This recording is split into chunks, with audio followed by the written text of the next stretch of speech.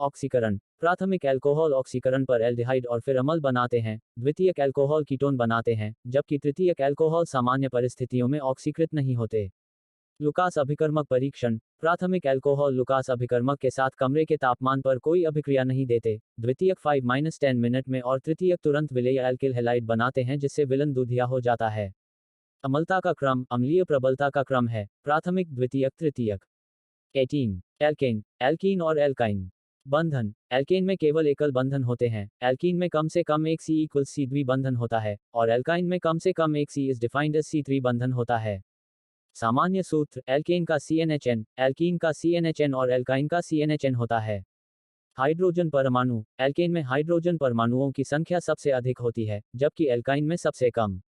रासायनिक अभिक्रिया। एल्केन प्रतिस्थापन अभिक्रिया देते हैं, जबकि एल्कीन और एल्काइन योगात्मक अभिक्रिया देते हैं। 19 ग्लूकोज और फ्रक्टोज। कार्यात्मक समूह। ग्लूकोज एक एल्डोहेक्सोज एल्डिहाइड समूह युक्त है, जबकि फ्रक्टोज एक कीटोहेक्सोज कीटोन समूह युक्त है। मिठास। फ्रक्टोज ग्लूकोज से लगभग 2 गुना मीठा होता है। ऑक्सीकरण। ग्लूकोज फेलिंग विलन और टॉलिन अभिकर्मक को अपचेत करता है, जबकि फ्रक्टोज भी ऐसा करता है क्योंकि क्षारीय माध्यम में यह ग्लूकोज में बदल जाता है। प्रकृति। ग्लूकोज कम मीठा और कम घुलनशील होता है, जबकि फ्रक्टोज अधिक मीठा और अधिक घुलनशील होता है। 20 साबुन और अपमाजक। उद्गम। साबुन वनस्पति तेलों या वसा से बनते हैं, जबकि अपमाजक पेट्रोरसाइनों से संश्लेषित किए जाते हैं। कठोर जल में व्यवहार। साबुन कठोर जल में अविलेय कैल्शियम, मैग्नीशियम लवण बनाते हैं और झाग नहीं देते, जबकि अपमाजक कठोर जल में भी झाग देते हैं। आयनिक भाग। साबुन के आयनिक भाग में कार्बोक्सिलेट आयन RCO होता है, जबकि अपमाजक में सल्फोनेट या सल्फेट आयन होता है। जैव निम्नीकरणीयता। साबुन आसानी से जैव निम्नीकरणीय होते हैं, जबकि कुछ अपमाजक शाखित श्रृंखला वाले जैव निम्नीकरणीय नहीं होते। 21 प्राकृतिक रबर और संश्लेषित रबर। स्रोत। प्राकृतिक रबर रबर के पेड़ ओविया ब्रासिलियेंसिस के लेटेक्स से प्राप्त होता है, जबकि संश्लेषित रबर पेट्रोरसाइनों से रासायनिक संश्लेषण द्वारा बनाया जाता है।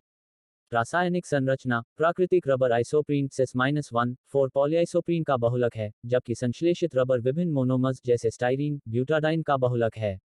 गुण। प्राकृतिक रबर नर्म और लचीला होता है लेकिन तापमान के प्रति संवेदनशील होता है, जबकि संश्लेषित रबर के गुणों को विशिष्ट आवश्यकताओं के अनुसार नियंत्रित किया जा सकता है।